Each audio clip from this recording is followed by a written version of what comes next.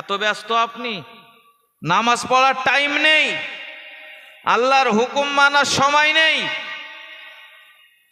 আল্লাহ শুধু স্বাধীনতা দিয়েছেন, বান্দা আমি তোমার স্বাধীনতা দিলাম, কিচ্ছু বলবো না, কিচ্ছু বলবো না, যেটা ইচ্ছা সেটা করে যাও।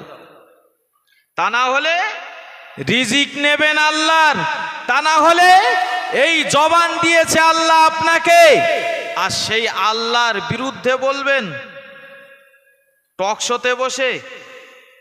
যে আল্লাহ আপনার জবান দিয়েছেন, জিহ্বা দিয়েছেন, টক শোতে বসে সেই আল্লাহর বিরোধিতা করবেন, আল্লাহর বিপক্ষে কথা বলবেন।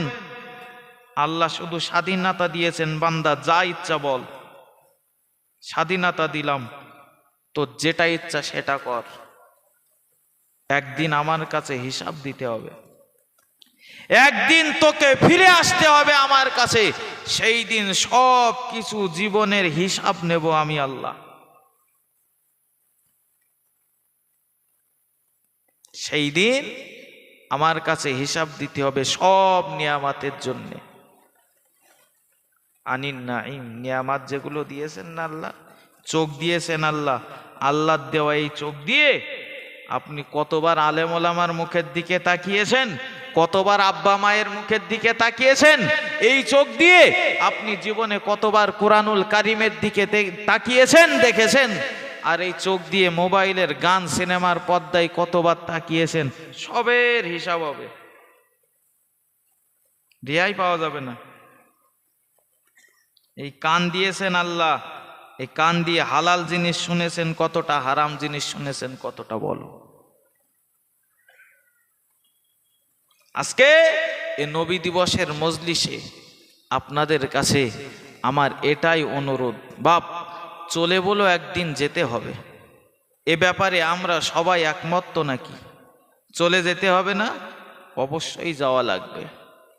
আল্লাহ এখনো আপনাকে বাঁচিয়ে রেখেছেন বড় আশা করে। আল্লাহ তাকিয়ে থাকে বান্দা একটু ফিরে আসে কিনা, তওবা করে কিনা। তা না হলে আপনি একটু চোখটা বুজিয়ে একবার ভাবুন, আপনার বয়সের থেকে অল্প বয়সী বহু মানুষ কবরে শুয়ে আছে, আছে না নেই?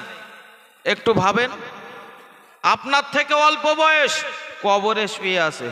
আপনার তো ভাবা উচিত, আমাকেও তো আল্লাহ তাআলা তুলে নিতে পারতেন, কিন্তু যে আল্লাহ এত বড় রহম করম করে আমাকে এখনো বাঁচিয়ে রেখেছেন।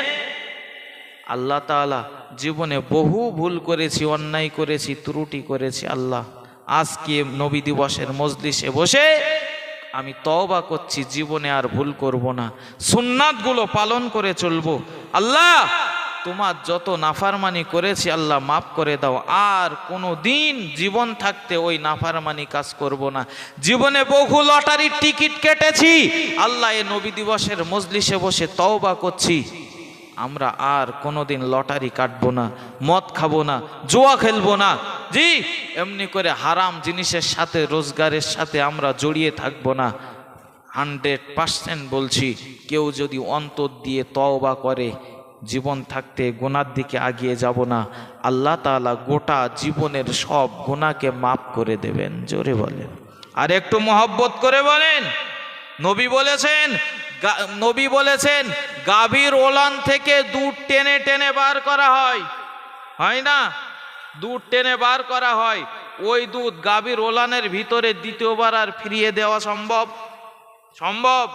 নবী বললেন যেমন অসম্ভব তওবাকারীকে জাহান্নামে যাওয়াও তেমন অসম্ভব। জোরে বলেন। তবে তওবা করতে হবে, তাওবাতুন নাসুহা। আল্লাহ যতদিন বাঁচবো জীবন থাকতে ওই গুনাহ করব না। আমরা সবাই একটু ভাবি কে কোন গুনাহ করি, নিজের গুনার কথা নিজে জানি। একটু চোখ বুজিয়ে ভাবেন, আপনি এই হারাম গুনার সঙ্গে জড়িয়ে, এই গুনাহটার সঙ্গে আপনি জড়িয়ে, আজ থেকে তওবা করবেন সত্যি যে আমি এই গুনার সঙ্গে জড়িয়ে, অথচ এই গুনাহটা